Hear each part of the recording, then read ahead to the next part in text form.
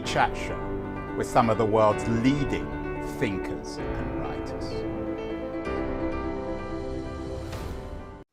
Hello, everybody. It is Friday, the 23rd of February, 2024, the last Friday in February. And of course, if it's Friday, it must be That Was the Week, our weekly show with my friend Keith Tier about the state of technology. Keith and I, can't stop thinking about tomorrow. That's the business of this show and the business of Silicon Valley.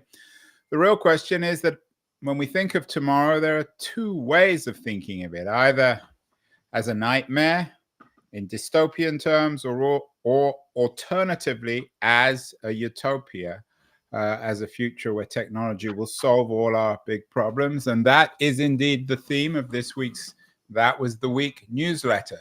Can't stop thinking about tomorrow. So Keith, are we waking up in the middle of the night thinking about tomorrow in a cold sweat, or are we excited about the promise? So our AI-generated human being there is meant to be excited. That's what my instruction was, make him look excited.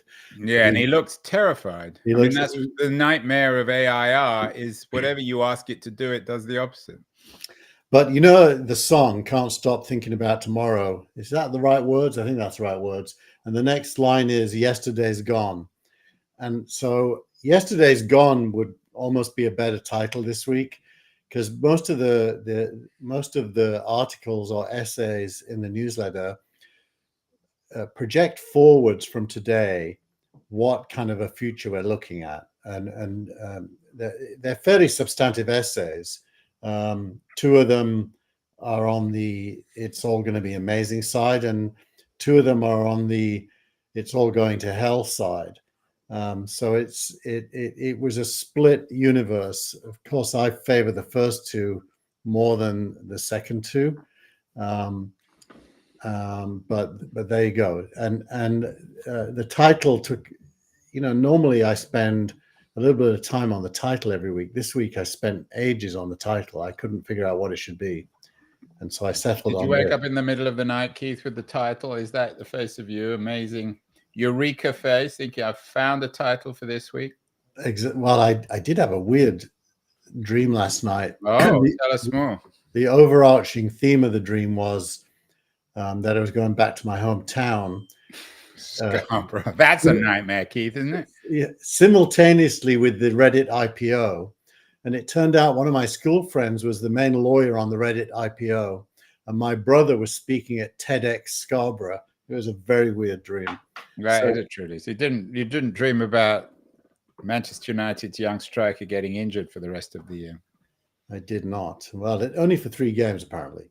Well, we'll see. So we can't stop thinking about tomorrow, Keith. As you note, a couple of the essays, interesting essays, all of them this week. One by Evan Armstrong suggests that the future is not even AI, it's the virtual reality which Apple's Vision Pro is realizing. Tell us more about this essay.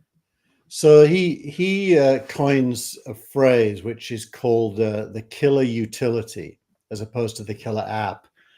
And his entire essay is premised on the demand that the Vision Pro can only be successful if we can figure out what the killer app is, and the same with AI. Probably the same with Web3, by the way, that we've talked about a lot. And he makes the point that there are some things where a killer app isn't required, because the utility of the thing itself changes the game so profoundly that every app that used to exist in the past has to migrate to this new utility. And he thinks the Vision Pro and AI are utilities in that sense. They're foundational and will replace previous foundations, at least in part. Well, let's give credit where credit is due. The term killer app was popularized by my Berkeley friend, Larry Downs, who had one of the first big tech hits in books in, I think it's from about 1999, 2000, Unleashing the Killer App. What exactly is a killer app, Keith? Because not all our audience are as technologically sophisticated as you. So I have a good friend who I haven't seen for years. If he ever listens to this, hi Dan. His name is Dan Brinklin, and Dan created the first ever spreadsheet for Windows, and it was deemed the killer app. It was before Lotus 123, and certainly before Excel. It was the first ever spreadsheet where you could program, numbers in cells and do calculations. And everybody wanted to get an IBM PC to use VisiCalc. I think it was VisiCalc that he created with some other people.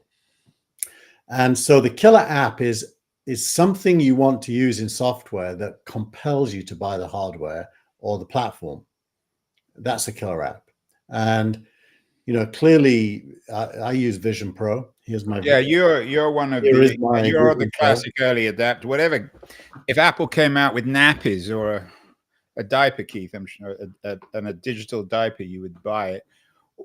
Especially So does this suggest that the Apple device, the Vision Pro, currently is kind of useless because there is no killer app? Well, his point's the opposite, that it doesn't need a killer app because it's so useful. And like, I'll tell you, last night I had a bit of downtime while my wife was doing something before we settled down and binge watched some TV show.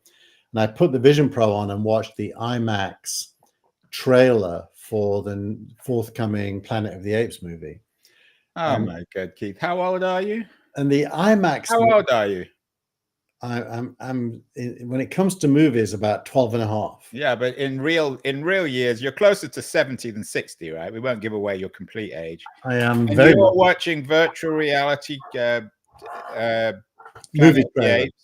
But the key is on the IMAX app. And the IMAX app, is that your excuse? Is that what makes it acceptable because it was on the IMAX app?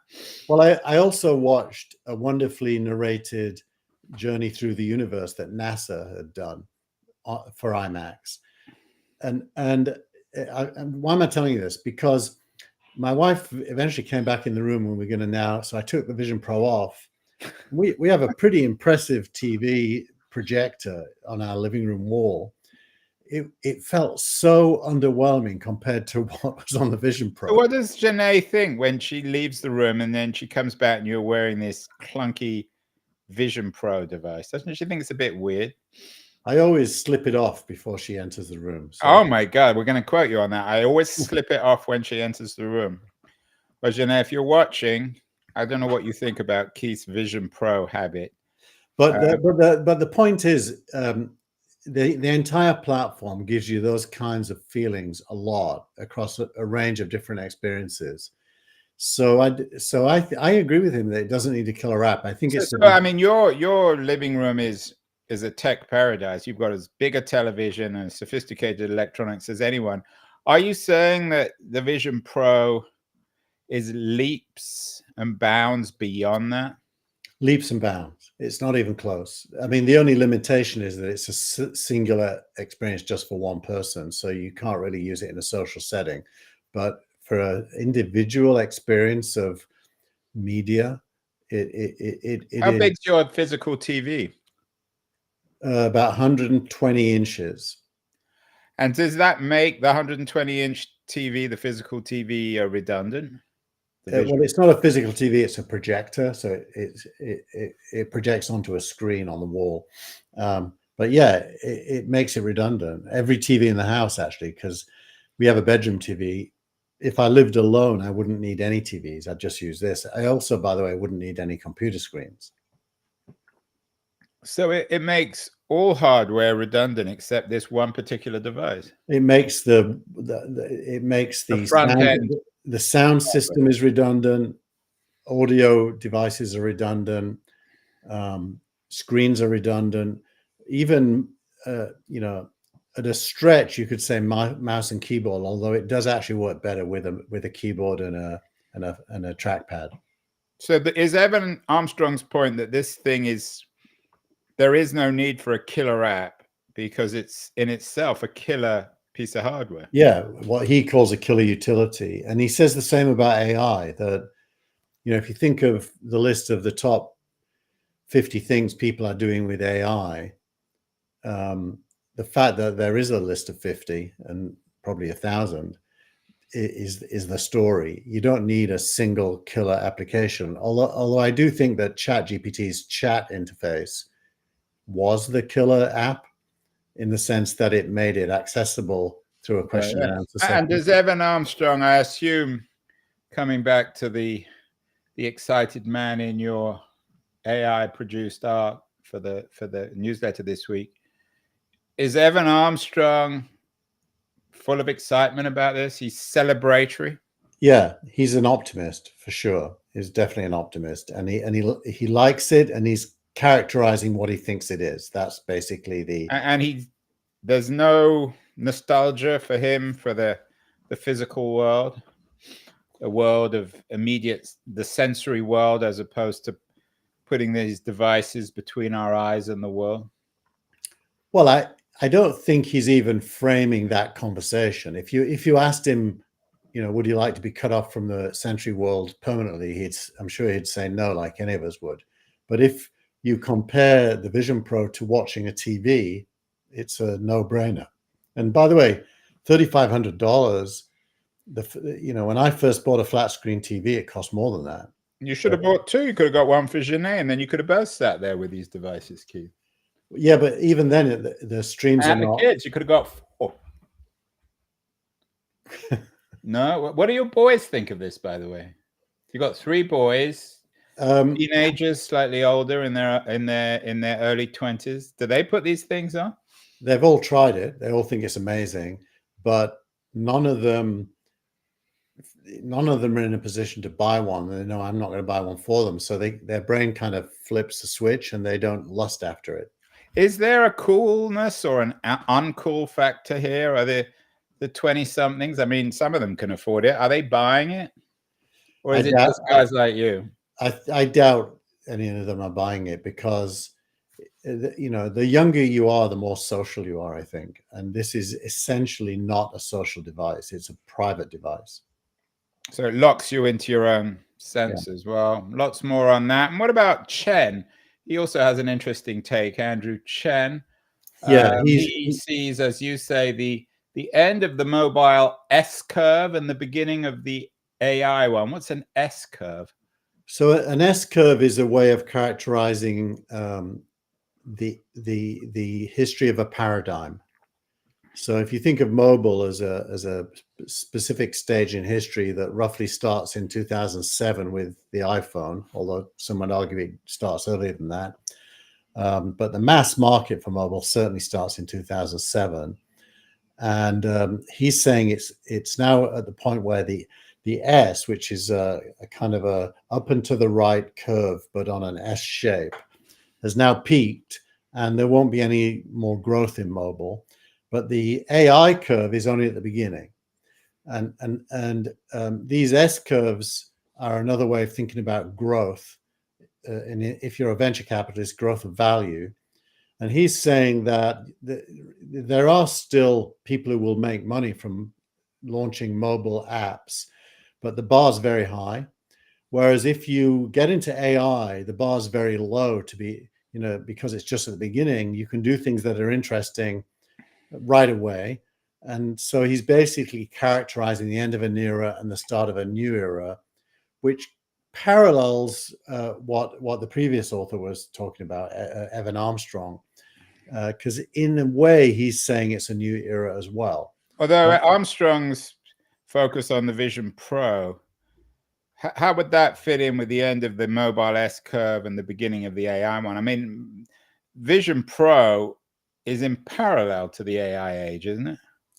Yeah, Evan Armstrong sees them as two separate things, and I think Chen would as well. He's only focused on AI, Chen, whereas Armstrong characterized them as being in the same camp because they're both what he calls killer utilities. What would you say is the quintessential mobile company? I would have thought Facebook, probably.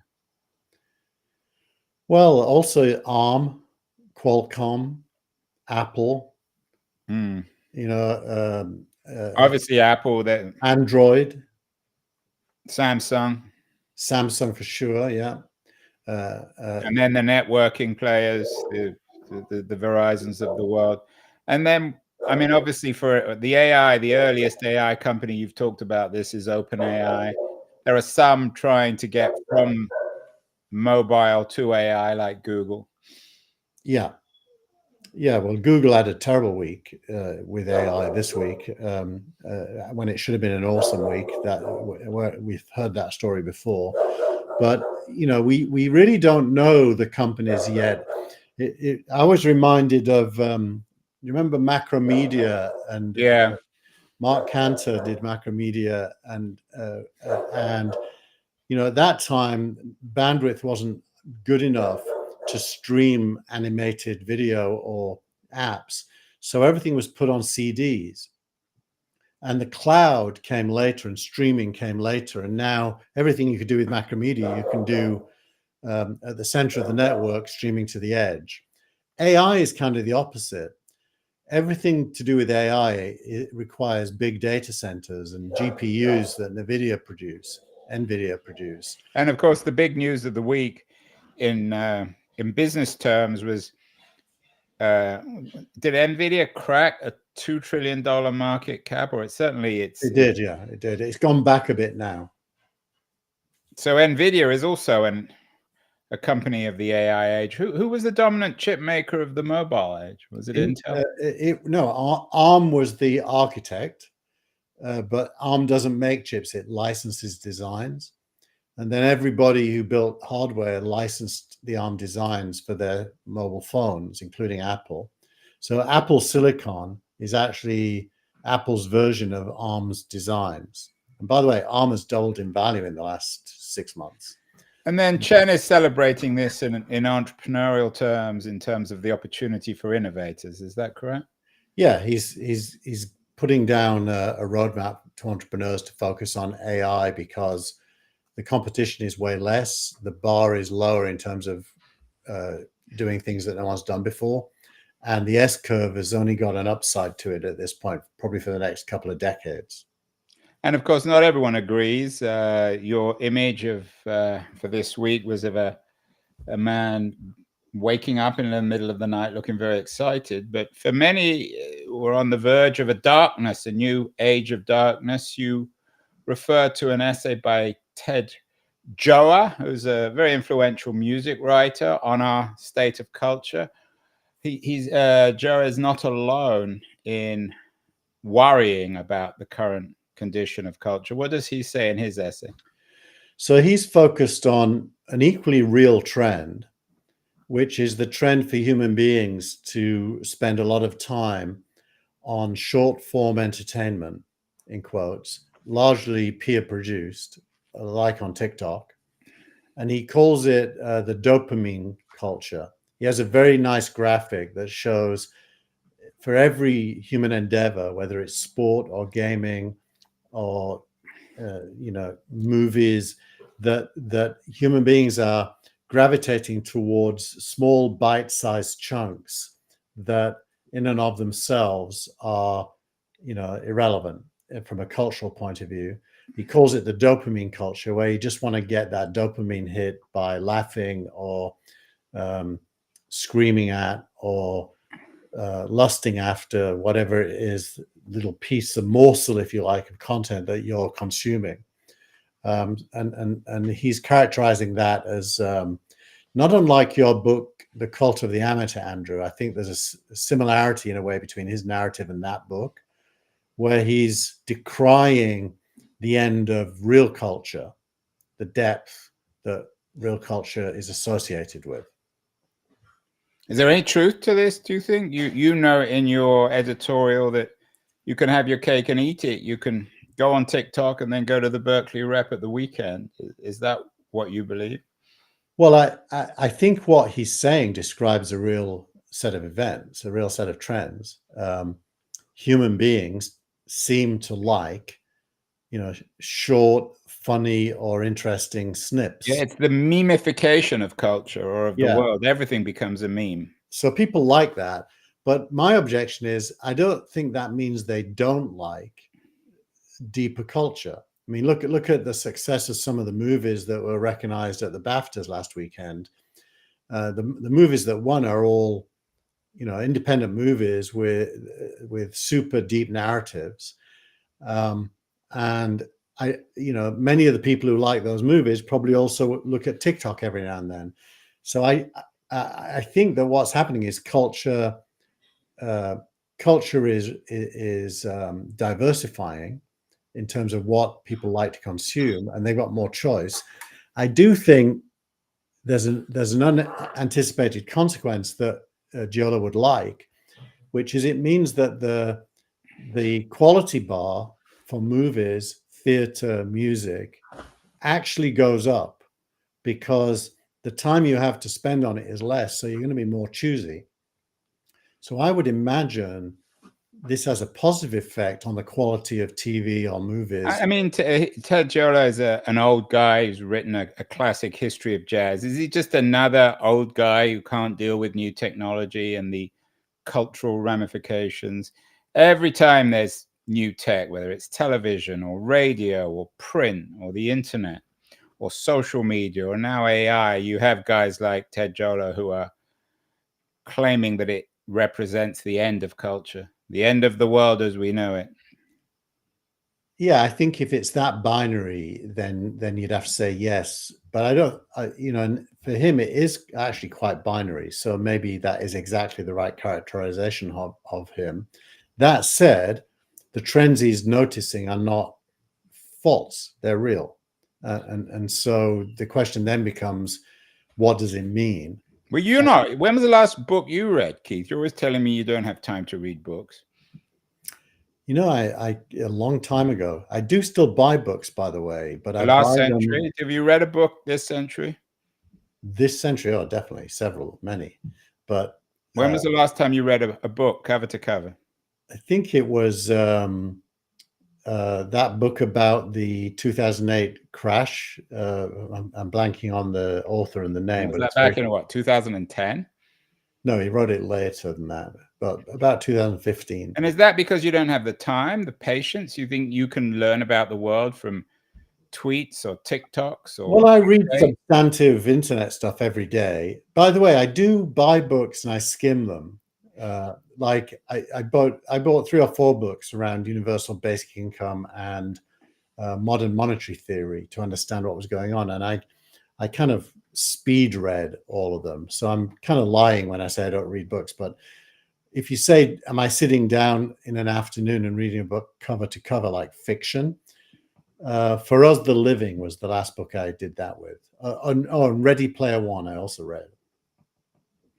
So the state of the culture is dark, Keith. Are people waking up in the middle of the night in a state of sweat?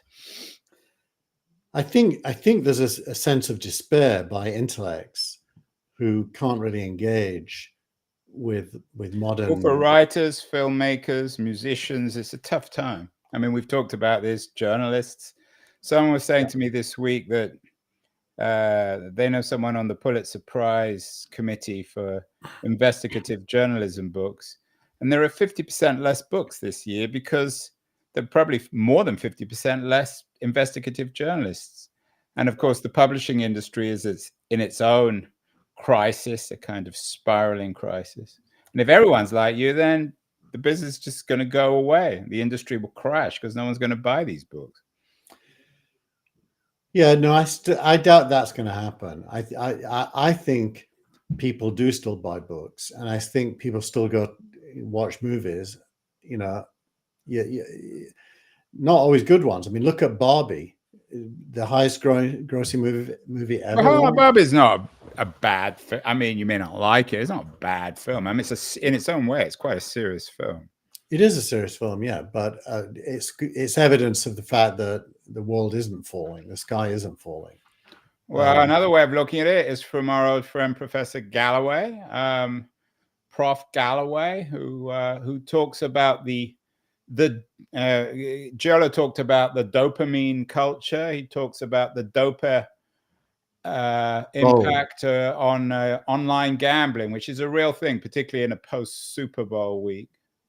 Yeah, it's a new thing in the States. You and me are both of British origin, and we both probably experienced our parents betting on horse races every weekend. I did anyway. So gambling and sport in the UK are very normal.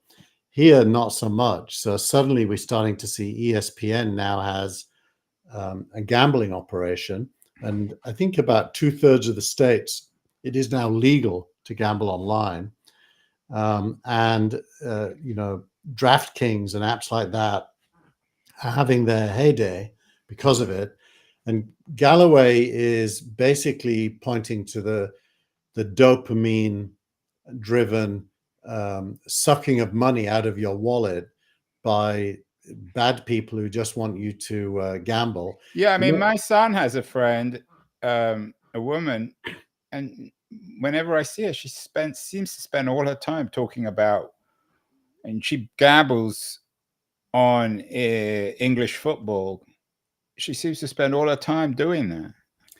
I mean, she's interested in the games too, but is this another generational thing? I think it's hope, isn't it? I mean, I remember my mum used to go to bingo twice a week and used to bet on horses at the weekend, and she did these things called accumulators, which in America are called something else, where all the things you predict have to happen for you to win. And I mean, it's basically the lottery. It's like the lottery. And I remember her anticipation about the possibility of winning brought some light to her otherwise difficult life. So Galloway's got it right. It is a kind of a dopamine thing. And then you lose. And as a kid, I just observed the losing. So I never really got into gambling. In fact, I went to the other side. I was a bingo caller for a long time, calling numbers out to people losing money. I wonder whether anything's really changed. You talk about in your editorial the two alternate universes, one of a drug-like addiction to short-form culture and inane culture and taking risk. But I mean, this was something that Aldous Huxley warned about in the 1930s. I'm not sure it was 100 years ago. Has anything really changed? I mean, is there? I mean, this is just the digital version of Soma that Huxley warned us about.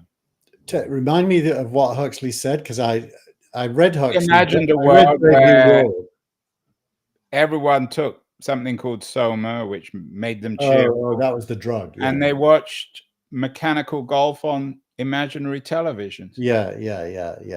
Which isn't that different from I'd X say, or TikTok. I would say that is one side of what is happening. But if you think it's the whole, then you're missing what the future is going to look like. It's basically, it's a longer conversation than we can have on the show, but I'll say this. We live at a time when people are alienated more than ever from their lives. What does that mean, alienated from? They don't get love or an enjoyment out of their existence. And so they take recourse in private experiences that isolate them from all of that. And I think that is symptomatic of the time we're living in, which is the end of the post-war boom, a difficult global situation. Which war? The post-Second World War 30-year boom in the economy that you and I were born into. I wonder though, I mean, you pick 4 very good essays, and you're always putting your fingers on excellent essays. That's why your newsletter is so valuable. I think everyone should subscribe. But isn't that evidence that, okay, we may not have Shakespeare anymore, but we still have thoughtful people like Scott Galloway and Ted Giola writing interesting pieces? Yeah, absolutely. That's why I'm not as pessimistic. I mean, you look at Substack and it's a gold mine of quality writing. Although this week is one of the few weeks we don't have anything about Substack, which is even more impressive because they made some announcements and I ignored them. Yeah, well, that's another story, another week. Your startup of the week, it actually touches back on the Galloway piece, Apple Sports. Yep. Why is this interesting? I mean, startup and Apple obviously don't go together, but what is Apple doing with Apple Sports that makes it worthy of this enormous award, Keith, that has such significance? I'm sure that Eddie Q now is going to be so thrilled. He's going to be begging you for more stuff. I have a lot of advice for Eddie when it comes to sports. But, you know, Apple doesn't usually do point apps that are specific to a single thing, unless they're utilities like the calendar or email or a clock. So Apple Sports competes with ESPN directly. And of course, Apple sponsors the MLS, which kicked off this week with Lionel Messi's team winning 2-0. And it looks to me as if you're the only person in the world who's interested in that. But it looks to me as if Apple is on a journey where it understands the power of live sports to drive consumer experiences. And, you know, live sports is more dopamine heavy than almost anything. Yeah, I mean, in terms of gambling, you put together Apple. We began this conversation talking about the Vision Pro. I was just in Mississippi a few weeks ago. We went to a very weird casino near the coast. Is this new commitment of Apple Sports, of Apple to sports, real-time sports information, and their commitment to the Vision Pro, they're not coincidental? We will put these devices on and we'll be perpetually in a casino, won't we, Keith? Our own personal casino. Well, the Apple Sports app does include betting odds. So you might be surprise. I mean, that's why most people use it. Why else would you use it? Just to follow your team. But yeah, but you know that's not true. The vast majority of people are betting. Well, but you're right. I think that it won't be. They're already producing. They shot a movie during the playoffs of the MLS last season using 3D cameras, and they're about to release it on the Vision Pro, which is, by the way, I've always thought of this concept which we talked about called digital seats, which I imagined as picking a seat in the stadium. They've redefined it as meaning pick any vantage point, including flying above the game. So you can look at the game from any vantage point in a kind of 180-degree bubble, if you will.